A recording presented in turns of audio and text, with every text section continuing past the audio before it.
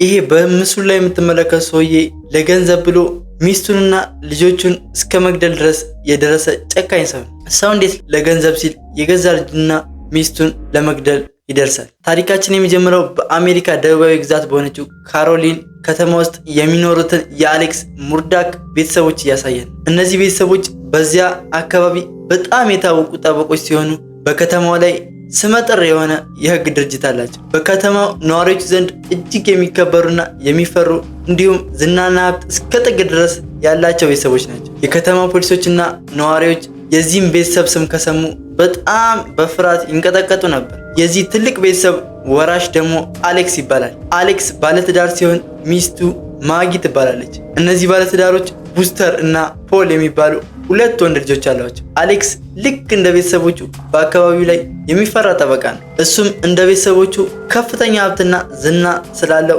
በቅንጦት ነው ቤተሰቦቹን የሚያኖረው። ወደ ተለያዩ ከተማ ልጆቹና ሚስቱን ይዞ ይዝናና ነበር። አሌክስ ለእውነት የቆመ ለምስኪኖች የሚረዳና በጠበቃነቱ በያዛቸው ጉዳዮች አንድም ቀን ተሸንፎ የማያውቅ ታማኝ ጠበቃ ነው። ነገር ግን ይሄ ለእውነትና ለፍትህ የቆመው ጠበቃ አንድ ደካማ ጎን አለበት። ያው ሁሉም ሰው መቼም ደካማ ጎን ይኖረዋል። የዚህም ሰውዬ አንድ ደካማ ጎን አለው። ለእውነት የቆመ ታማኝ ጠበቃ ቢሆንም ለገንዘብ ያለው ፍቅር ግን እጅግ ከፍተኛ ነበር። ሁላችንም ገንዘብ እንወዳለን። እዚህ ምድር ላይ የሚኖር ሰው ሁሉ ገንዘብ የሚጠላ ሰው መቼም አይኖርም። አሌክስ ግን ለገንዘብ ያለው ፍቅር ግን ለየት ያለ ነበር። የእሱን የገንዘብ ፍቅር የተመለከቱ የከተማው ባለሀብቶች አንድ ተንኮል የያዘ ሀሳብ ያቀርቡለታል። አሌክስ በጠበቃነቱ በሚከራከርባቸው ጉዳዮች ሁሉ ድል ስለሚቀናው ባለሀብቶቹ የእሱን ደካማ ጎን የገንዘብ ፍቅሩን በመጠቀም የአንድን ምስኪን ሰው ሀብት በሐሰት ክስ ለመውሰድ አቀዱ። ባለሀብቶቹ አሌክስን ስለ ጉዳዩ ለማነጋገር ወደ ድርጅታቸው ጠሩት።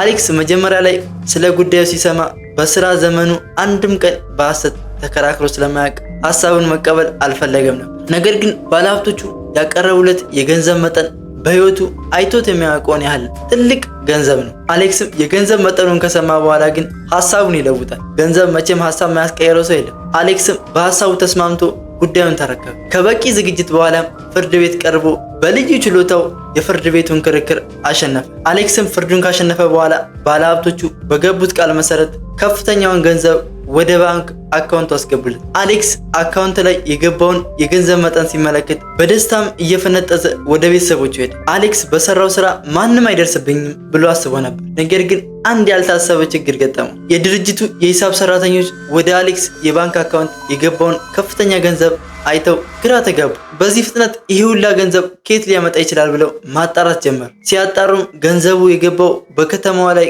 ካሉ ባለሀብቶች መሆኑን ደረሱበት። ታዲያ ለእነዚህ ባለሀብቶች ምን ቢሰራላቸው ነው ይህን ሁላ ገንዘብ ያስገቡለት በሚል በሙስና ጠረጠሩትና አሌክስን ወደ ድርጅቱ አስጠሩት። አሌክስ ባገኘው ገንዘብ እየተዝናና ባለበት ወቅት እንዲህ አይነት ፈተና ይገጥመኛል ብሎ ጭራሽ አላሰበም ነበር። የሂሳብ ሰራተኞቹ ባለሀብቶቹ ይህን ሁላ ገንዘብ ለምን እንደሰጡት ጥያቄ በጥያቄ ማፋጠጥ ጀመር። አሌክስ በሙስናና በሐሰት ክስ መሳተፉ ከታወቀ እንደሚታሰር ስላወቀ ግራ ተጋባ።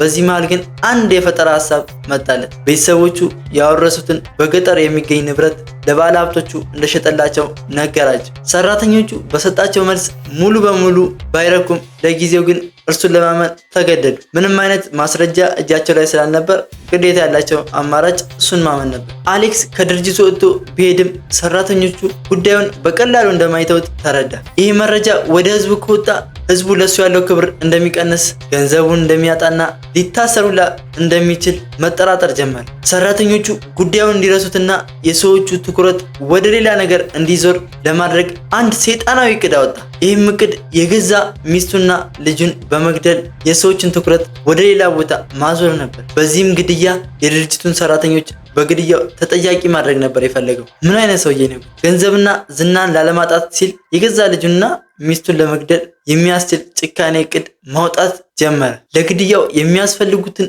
እቃዎች በሙሉ አዘጋጅቶ ጨረሰ።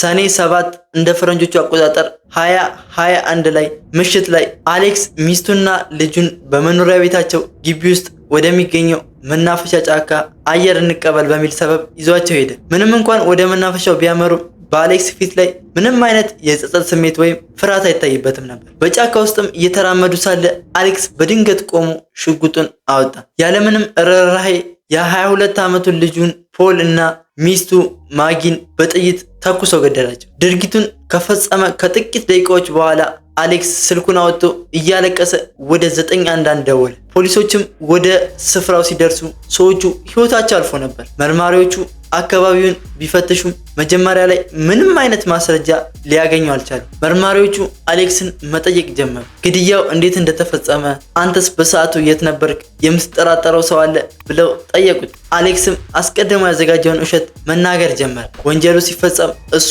በቦታው እንዳልነበርና የታመመችውን እናቱን ለመጠየቅ ወደ ሌላ ከተማ ሄዶ ሲመለስ ግን ባለቤቱና ልጁ ተገለው እንዳገኛቸው ለመርማሪዎቹ ገለጸላቸው። በተጨማሪም በስራ ቦታ አለመግባባት የነበራቸውን የሂሳብ ሰራተኞች እንደሚጠረጠርና እነሱም ዝተውበት እንደነበር ተናገረ። መርማሪዎቹም የአሌክስን ቃል ይዘው በሂሳብ ሰራተኞቹ ላይ ምርመራ ማድረግ ጀመሩ። አሌክስም ሰራተኞቹ ከታሰሩልኝ ህይወቴን ዘና ብዬ እኖራለሁ ብሎ ማሰብ ጀመር። ነገር ግን መርማሪዎቹ በሰራተኞቹ ላይ ምንም አይነት ማስረጃ ስላላገኙ ትኩረታቸውን ወደ መናፈሻ ቦታው በመመለስ ጥልቅ ምርመራ ማድረግ ጀመሩ። እዛ መናፈሻ ውስጥም ወደ ገዳዩ የሚያመራቸውን አንድ ትልቅ ፍንጭ አገኙ። ልጁ ፖል ከመሞቱ በፊት ስልኩን በመናፈሻ ውስጥ ጥሎት ነበር። መርማሪዎቹ ስልኩን ከፍተው ሲመረምሩ በውስጡ ጥቂት ሰከንዶች ብቻ የተቀረጸ የድምፅ ሪከርድ አገኙ። ልጁ ፖል ከመገደሉ በፊት ከጓደኛው ጋር በስልክ እያወራ በነበረበት ሰዓት የተቀረጸው የድምፅ ሪከርድ በአካባቢው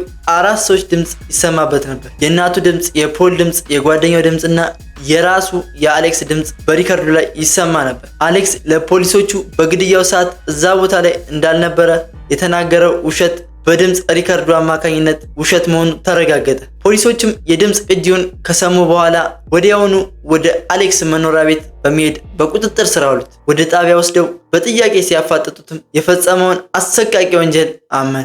ዝናና ገንዘብን ላለማጣት ሲል የገዛ ቤተሰቡን የጨፈጨፈው አሌክስ ፍርድ ቤት ቀርቦ የእድሜ ልክ እስራት ተፈረደበት። ውድ ተመልካቾች፣ አንዳንዴ ለገንዘብና ለዝና ስንል የምናደርጋቸውን ነገሮች ገደብ ሊኖራቸው ይገባል። የዛሬው አሳዛኝ እውነተኛ ታሪካችን ይህን ይመስል ነበር። ሀሳብ አስተያየታችሁን ኮሜንት ላይ አስቀምጡልኝ። ለቻናላችን አዲስ ከሆናችሁ ደግሞ ሰብስክራይብ ማድረግ እንዳይረሳ። ቪዲዮን ላይክ፣ ሼር በማድረግ ተባበሩኝ። በሌላ እውነተኛ ታሪክ እስከምንገናኝ ድረስ ቻው።